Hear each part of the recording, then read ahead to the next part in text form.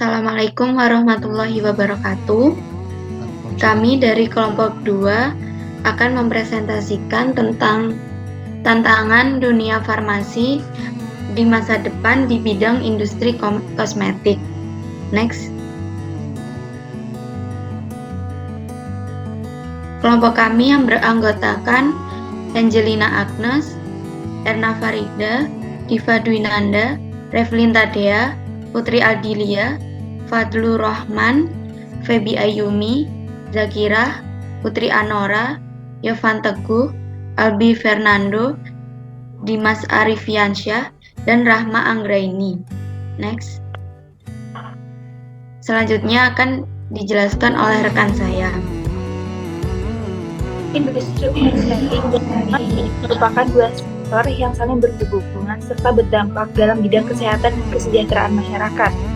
Pasalnya, di industri kosmetik global yang telah mengalami transformasi besar dalam beberapa tahun ini, itu tuh mencakup beberapa hal seperti perubahan dalam konsumen, teknologi, hingga persaingan global.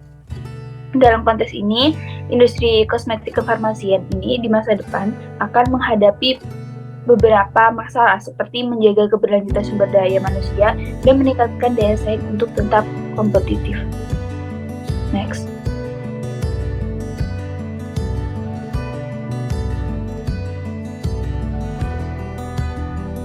Tantangan yang berkaitan dengan perubahan konsumen dan teknologi diantaranya seperti contoh perubahan dalam demografi dan perkembangan ekonomi di negara-negara berkembang yang mempengaruhi permintaan produk kosmetik dan cara konsumen berkonsumsi.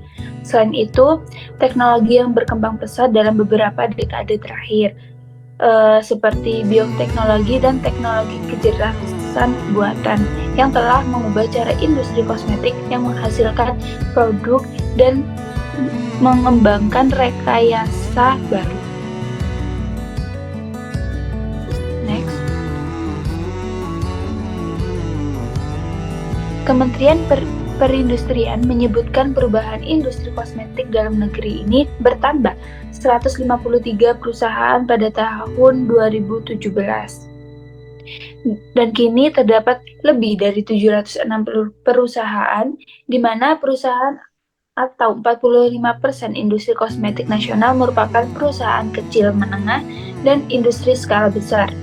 Di antaranya perusahaan menengah dan besar, beberapa perusahaan mampu mengekspor produk ke luar negeri seperti ASEAN, Afrika, dan Timur Tengah.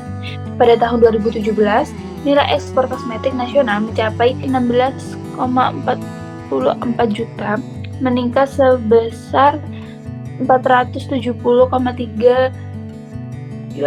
juta dari tahun 2016.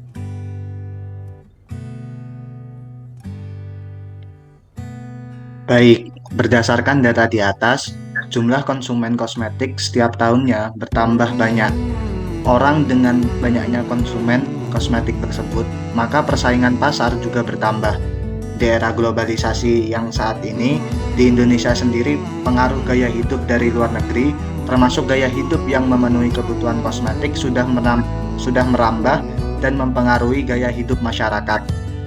Untuk memenuhi kebutuhan masyarakat akan produk kosmetik, industri kosmetik perlu mengembangkan variasi yang berbeda-beda, baik dari segi produksi, jenis, fungsi, pengemasan, dan pemasarannya, sehingga memungkinkan perusahaan untuk menawarkan berbagai jenis produk kosmetik. Nah, di industri kosmetik juga dihadapkan pada tantangan terkait ketergantungan penggunaan bahan baku impor. Hal itu menjadi salah satu penyebab lebih tingginya nilai impor produk kosmetik dibandingkan nilai ekspornya. Merujuk pada data Kementerian Perindustrian, nilai ekspor produk kosmetik pada tahun 2022 sebesar 428,34 juta US dollar, sedangkan nilai impor produk kosmetik tercatat sebesar 626,03 juta US dollar di tahun 2022. Sementara berdasarkan data Badan Pusat Statistik atau BPS, nilai impor produk dan bahan baku kosmetik Indonesia mencapai angka 21,5 1,04 triliun pada tahun 2022.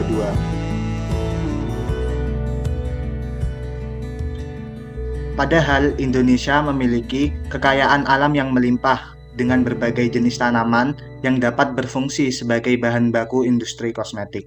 Apalagi Indonesia menempati urutan kedua di dunia sebagai negara dengan sumber hayati terbesar setelah Brazil.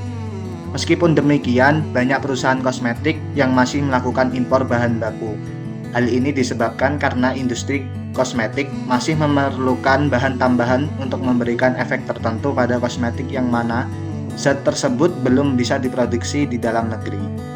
Selain itu juga, Indonesia belum mampu mengolah bahan baku kosmetik menjadi produk yang siap dipakai oleh industri kosmetik, sehingga membatasi kemampuan industri kosmetik dalam mengolah bahan tersebut. Karena untuk mengolah bahan baku tersebut diperlukan banyak teknologi yang tinggi dan canggih.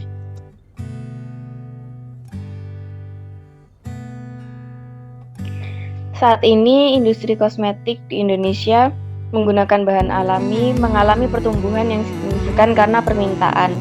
Namun juga ada tantangannya, yaitu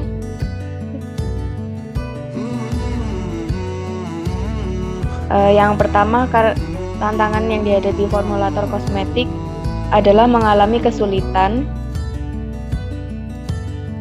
saat pengembangan, karena kosmetik ini merupakan bisnis yang sudah matang. Yang kedua,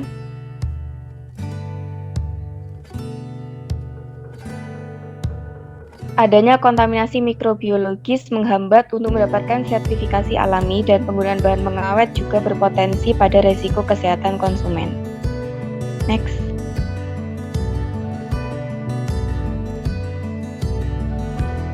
Nah, dalam menjaga ketetapan relevan dan kompetitif, dunia industri kosmetik pasti mengalami beberapa tantangan saat sedang berkembang dan berinovasi. Maka ada beberapa solusi yang dapat dilakukan bersama-sama antara industri, pemerintah, dan masyarakat. Yang pertama,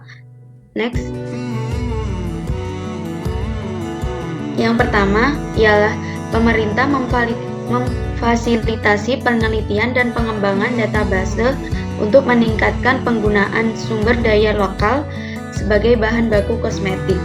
Yang kedua, pemerintah menyediakan program restrukturisasi mesin dan peralatan, sehingga pemerintah dapat memberikan penggantian uang atau reimburse bagi para pelaku usaha.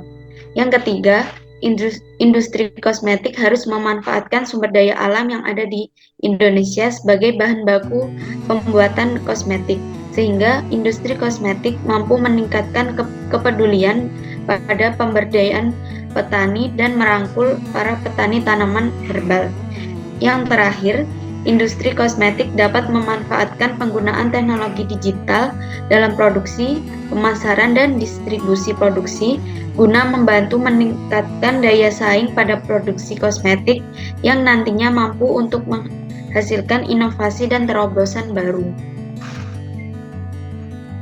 Next. Sekian presentasi dari kelompok 2, kurang lebihnya mohon maaf. Wassalamualaikum warahmatullahi wabarakatuh.